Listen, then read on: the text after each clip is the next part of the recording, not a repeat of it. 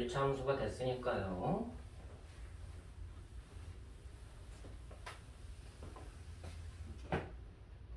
기울기가 갖고 있는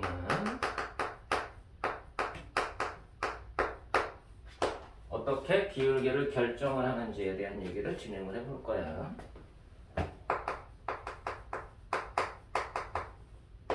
기울어진 정도를 어떻게 측정을 할 거냐 라고 봤더니 이거를 이제 첫 번째 방식은 뭐가 주어지면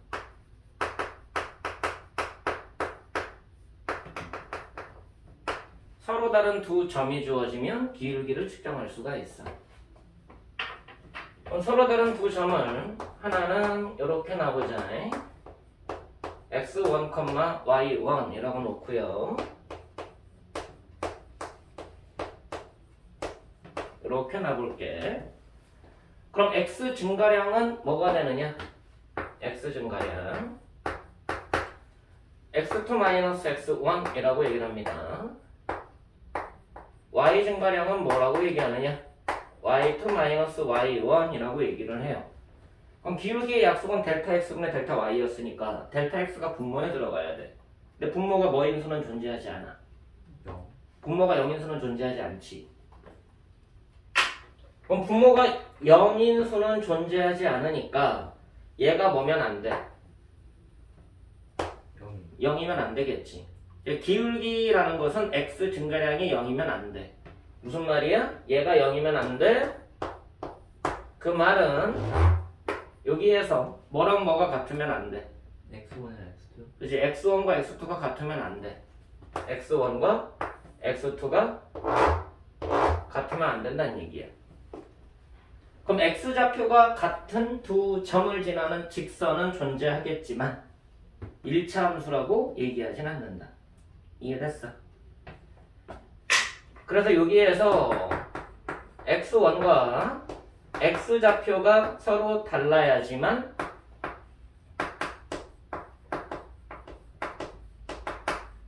(1차) 함수이기 위한 조건이라고 해석을 하는 거예요. 여기까지 했어. 주어진 함수가 1차 함수인가? x좌표가 서로 다른 두 점을 지나는 건가? 라고 해석을 해야 돼. 그럼 따라서 이제 뭐가 약속이 된다? 기울기가 약속이 된다. 따라서 기울기는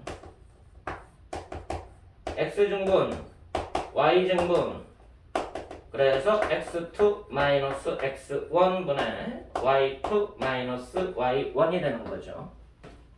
그럼 얘를 아까 했던 1차 함수 표현으로 보면 뭐라고 놓겠다는 얘기야? 이퀄 a라고 놓겠다는 얘기야. 여기까지 했어. 자, 그럼 이제 뭐가 완성이 된 거니? 기울기를 완성이 된 거야. 그럼 두 번째로 기울기를 결정하는 요소가 뭐냐는 거지. 아까 x축과 이루는 각이 주어지면 기울기를 결정할 수 있을 거 아니야. 자, 그래서 여러분들이 잘 안 쓰는, 지금은 안 쓰는 정의지만 고등학교 때는 정의를 이렇게 내리니까 이 말을 조금 참고로 적용을 하자. 이건 고등학교식 정의야. x축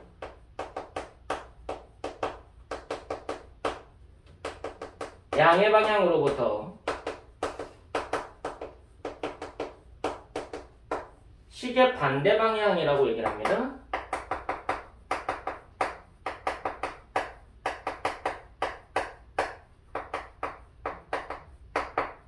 이로는 각의 크기,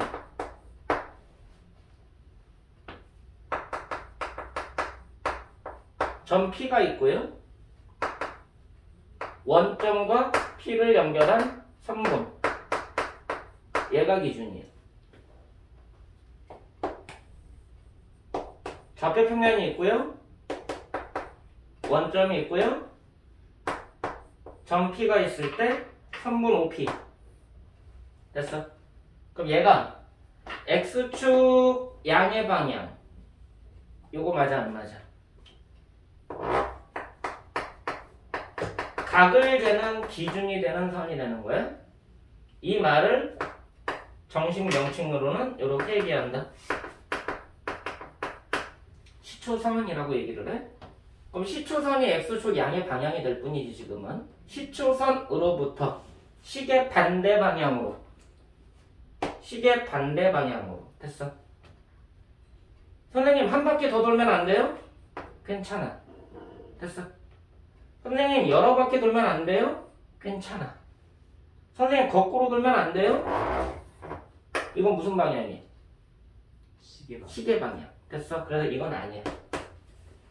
물론 고등학교 때는 제도 정의는 내려잉. 근데 일단은 요것만 보자고. 자, 요 각의 크기를 세타라고 넣겠습니다.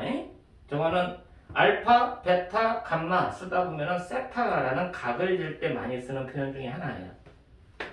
세타라고 읽고요. 이 크기를 세타라고 하고, 이거를 공식 명칭은 고등학교식 표현으로는 동경이라고 얘기를 해. 각이라고 부르지 않고 동경이라는 표현을 씁니다. 우리가 각이라고 생각하면은 360도를 넘어가면 의미가 없는 각이 돼버리잖아. 이 각이라고 얘기할 때는 0도에서 360도까지 외에는 의미가 없어. 근데 이 동경이라고 말할 때는 방금 말한 대로 몇 바퀴를 돌든 상관이 없어. 그리고 실제로는 반대 방향으로 돌아도 상관이 없어. 이쪽을 우리가 뭐라고 부르냐면 고등학교식 표현이니까 그냥 참고만 해. 방향을 지정하는 거예요. 양의 동경이라고 얘기를 합니다. 그럼 이쪽은 뭐라고 부르겠어? 음의 동경. 그치, 방향을 반대로 했으니까 음의 동경이라는 표현을 써. 그럼 동경이라는 표현을 쓰면은 각의 제한이 없어. 양, 음의 제한도 없고 숫자의 제한도 없어. 이해되니? 이 동경이라는 표현은 모든 실수가 될 수 있는 거야. 그 표현법이 좀 다르겠지. 자, 그래 이 각이 주어지면 그래 우리가 그냥 요 예각이라고 보자. 예각 또는 둔각이라고 볼 거야. 요 세타를 지금은 각 입장에서 보는 거니까 각의 입장에서 보면은 예각이 있을 거고요. 둔각이 있을 겁니다. 지금 같은 경우 예시는 예각이 되는 거겠지. 그럼 요 예각이 주어져 있을 때 결국 얘가 우리가 찾고자 하는 1차 함수인 직선이 될 거고,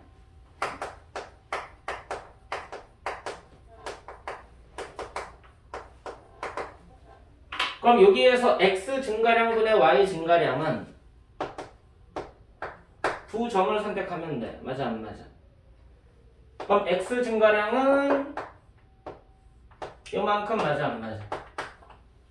y 증가량은 요만큼이지. 됐어? 근데 요 동경이 원점이 어딨든지 간에 여기가 세타 맞니 안 맞니?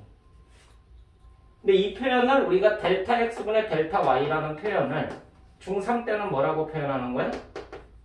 델타 x분의 델타 y를 탄젠트라는 값을 이용해서 탄젠트 세타라고 표현을 해. 지금은 몰라도 돼. 나중에 나오니까. 그냥 참고야. 자, 둔각이야. 그럼 얘하고 반대 방향이 될 거 아니야. 그럼 서로 다른 두 점을 측정을 할 때 y 증가량은 감소하지. y 증가량은 음수란 얘기야. x 증가량은 양수지. 됐어? 그럼 델타 x분의 델타 y가 뭐가 될 수밖에 없어? 음수가 될 수밖에 없어.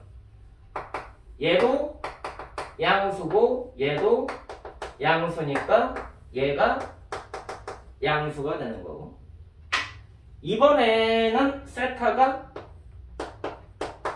이거 맞아 안 맞아? 이해됐니? 그럼 이게 둔각이 되는 거잖아.